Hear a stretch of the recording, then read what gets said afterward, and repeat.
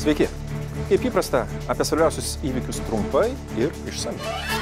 Kągi, atrodo, prasidėjusi meilės istorija tarp Europos komisijos ir Tuniso. Tik priminsiu, Europos komisija ėmėsi pati iniciatyvos pasiūlyti Tuniso valdžiai keletą šimtų milijonų eurų, mainais į tai, kad Tunisas labiau bendradarbiaus suvaldant migrantus. Tunisas dabar tampa pagrindinė, sakykime taip, šalimi, kuri tampa tiltų tarp Afrikos ir Europos. Na, atrodo, pasiūlymas buvo labai dosnus – 100 milijonų. Praeitą savaitę išgirdom žinią, kad Tunisas atsisakė priimti Europos parlamento delegaciją, kuri natūraliai norėjo nuvykti, susipažinti su situacija, pamatyti iš tikrųjų tuos įsipareigojimus, kurių imasi Tunisas, nes Tuniso prezidentas Sajedas yra tikras autokratas, jis nemėgsta kalbėtis, jis nemėgsta dalintis. Aš manau, kad jo politika buvo tokia: atneškit pinigus, padėkit juos čia ir išeikite. O kaip bus su tais pinigais, mes patys nuspręsime. Atrodo, prasidėjo krizė šitoj srity. Žinoma, reikia bendradarbiauti su Tunisu, bet galbūt kitom sąlygom. Nežadėti ir nedalinti taip lengvai grinųjų pinigų, nežinant, kokie bus iš tikrųjų įsipareigojimai ir grąža iš to viso reikalo.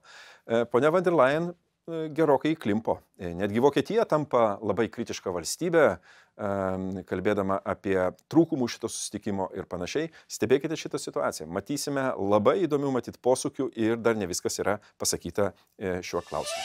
Šią savaitę įsižiebė konfliktas tarp Lenkijos ir Ukrainos dėl grūdų. Žinia, kad po grūdų nuėmimo elevatoriai Ukrainoje yra užpildyti, tiems grūdams reikia pakliūti į užsienio rinkas. Žinoma, kelias eina ir per Lenkiją. 5 valstybės, centrinės Europos valstybės, pasakė, kad jos neleis, kad transportuotų per juos, nes matyt, grūdų dalis nusėda ir tenai. Niekas nekalba apie kontrolės sistemas, o jos galima sukontroliuoti. Niekas nekalba apie galbūt dvišalius susitarimus. Ir čia Europos komisijai tikrai kištis nereikėtų, nors Žemės ūkio komisaras iš Lenkijos labai norėtų, kad Europos komisija čia priimtų apribojančias priemonės. Reikia dvišalių susitarimų ir viską techniškai sutvarkyti, o ne kalbėti tuščiais žodžiais ir leisti piktis kaimynėms. Nereikalingas ginčas, kuo jisai greičiau baigsis, tuo abi valstybės gaus daugiau naudos iš viso šito reikalo. Šią savaitę buvo įdomus seminaras Vilniuje, pakvietė mane dalyvauti.